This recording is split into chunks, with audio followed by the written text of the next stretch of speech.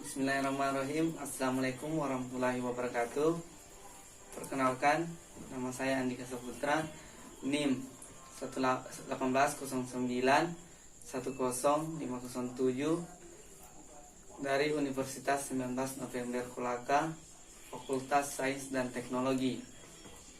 Baiklah, saya akan mempresentasikan pada mata kuliah metode numerik dengan judul analisis lereng pada metode numerik.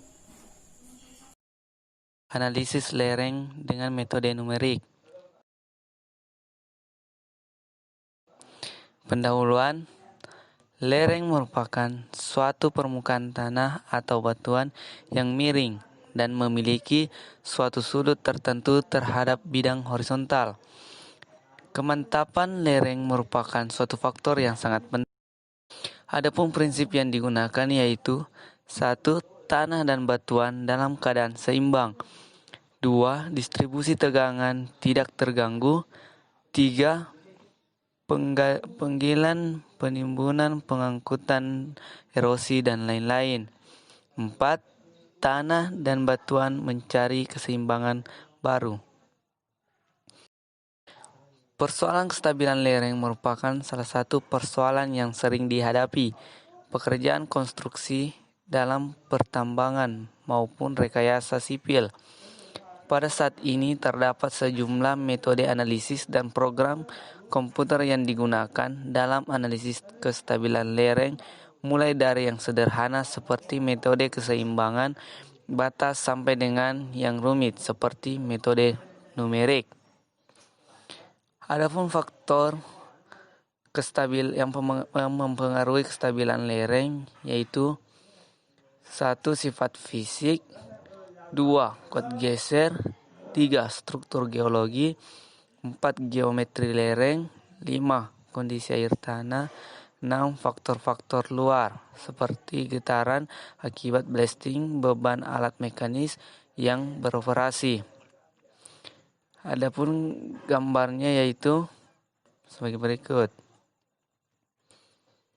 Dalam menganalisis suatu lereng, perlu mengetahui sifat fisik dan sifat mekanik. Untuk itu perlu dilakukan pengujian laboratorium.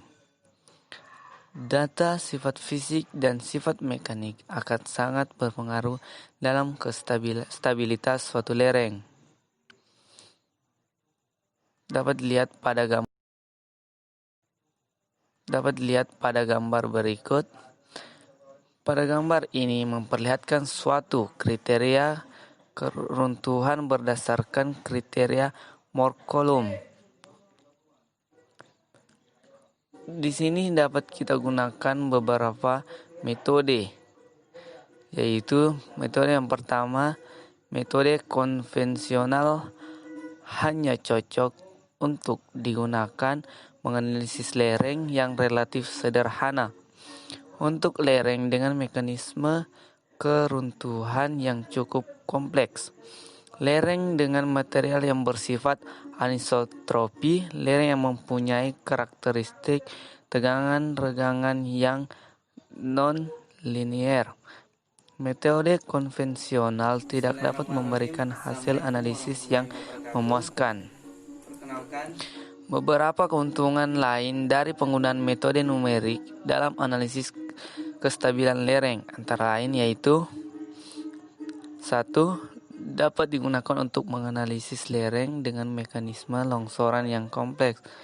2. Kondisi tegangan dan regangan yang ada pada lereng dapat dimasukkan dalam perhitungan kestabilan lereng. 3. Berbagai macam kriteria keruntuhan baik yang linear maupun non-linear dapat digunakan. 4. Efek perkuatan pada lereng dapat dimasukkan dengan mudah dalam analisis kestabilan lereng.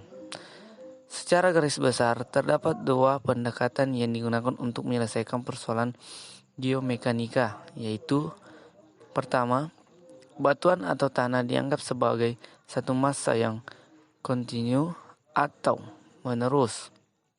2. Batuan atau tanah dianggap sebagai suatu benda yang tidak kontinu atau tidak menerus. Ketiga, metode hibrid atau campuran. Metode yang digunakan yang kedua yaitu metode kontinun. Metode kontinun sangat cocok digunakan untuk menganalisis kestabilan lereng tanah, lereng batuan yang masif, dan lereng batuan dengan rekahan yang sangat insensitif. Dapat dilakukan dengan menggunakan dua metode sebagai berikut. Metode pertama yaitu metode benda hingga. Metode kedua, metode elemen hingga. Dapat dilihat pada gambar berikut.